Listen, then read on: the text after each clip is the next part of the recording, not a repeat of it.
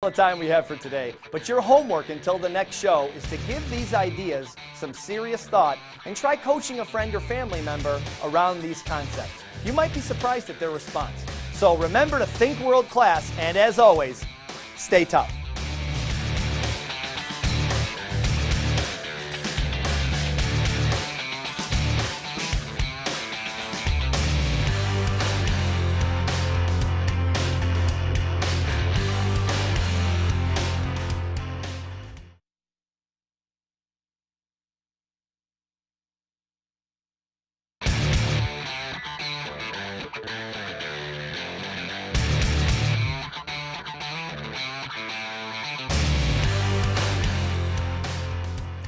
Welcome back to Mental Toughness Secrets of Champions. I'm your mental toughness coach, Steve Siebold. Today we're going to talk about how to build a world-class network of contacts. Hey, let's face it, world-class success is not just about what you know, it's who you know and who knows you. Superachievers are masters at building contacts with powerful people.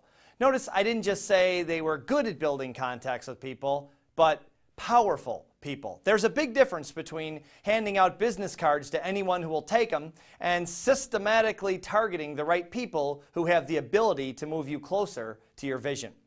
Now, sometimes people have a problem with this approach because it sounds like you're using people to climb to the top.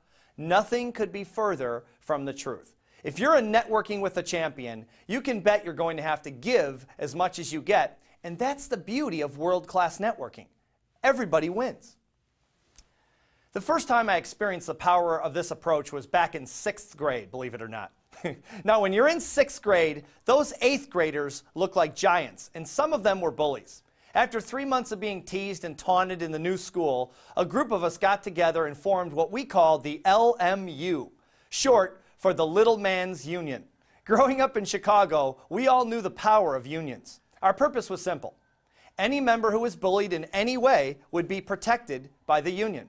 So when a giant, mean old 8th grader would tell you to meet him at the bike racks after school for a fight, 30 members of the LMU would be there to greet him.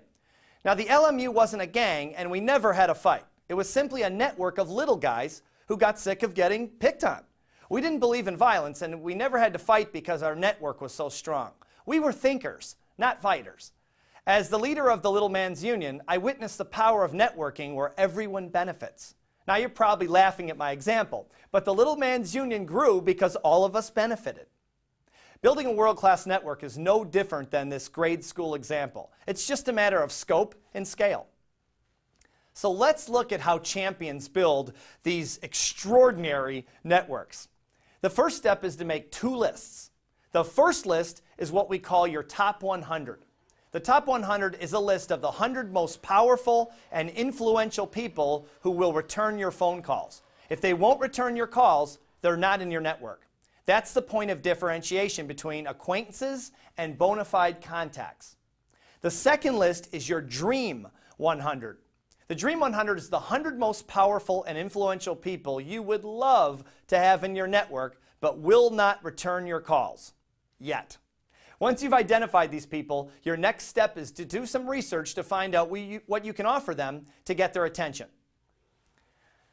For example, many world-class performers have pet charities they love to support and promote. You might be able to lend a hand with their charity or donate money and make contact with them at a fundraising event. Do your homework and find a way to gain their attention and begin a symbiotic relationship. The biggest mistake people make in this process is contacting the person they want in their network and asking for help. Never, never, never, please, never go in empty-handed. First, find out how you can help them